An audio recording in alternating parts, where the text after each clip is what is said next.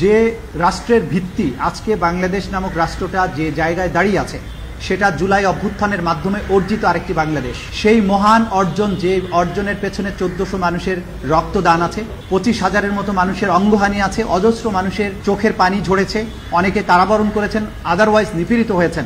সেই মহান একটি অভ্যুত্থান বা বিপ্লবকে সো কল্ড বলা এটা ধৃষ্টতা, এটা আদালত অবমাননা, এটা রাষ্ট্রদ্রোহিতা। এই ধরনের কথা আদালতে বলার কোনো অধিকার কোনো আসামির নেই। আইনকে চ্যালেঞ্জ করা, বিপ্লবকে চ্যালেঞ্জ করা, রাষ্ট্রকে চ্যালেঞ্জ করার কোনো অথরিটি কোনো আসামির নেই, বাংলাদেশের কোনো নাগরিকের নেই।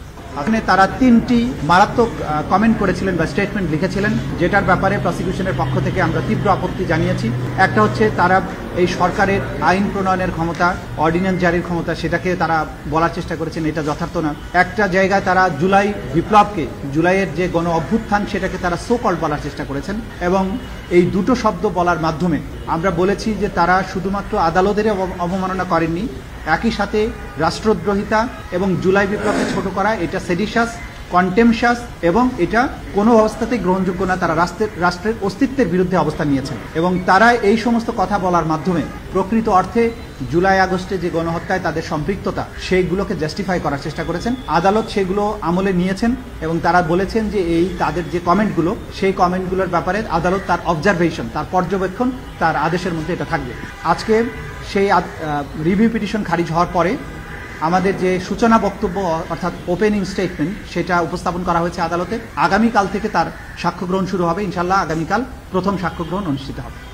বিচার প্রক্রিয়া নিয়ে যেগুলো ক্রিটিসিজমে, বাংলাদেশ নামক রাষ্ট্রটা যে জায়গায় দাঁড়িয়ে আছে সেটা জুলাই অভ্যুত্থানের মাধ্যমে অর্জিত আরেকটি বাংলাদেশ। সেই মহান অর্জন, যে অর্জনের পেছনে 1400 মানুষের রক্তদান আছে, 25,000-এর মতো মানুষের অঙ্গহানি আছে, অজস্র মানুষের চোখের পানি ঝরেছে, অনেকে কারাবরণ করেছেন, আদারওয়াইজ নিপীড়িত হয়েছেন। সেই মহান একটি অভ্যুত্থান বা বিপ্লবকে সো কল্ড বলা এটা ধৃষ্টতা, এটা আদালত অবমাননা, এটা রাষ্ট্রদ্রোহিতা। এই ধরনের কথা আদালতে বলার কোনো অধিকার কোনো আসামির নেই।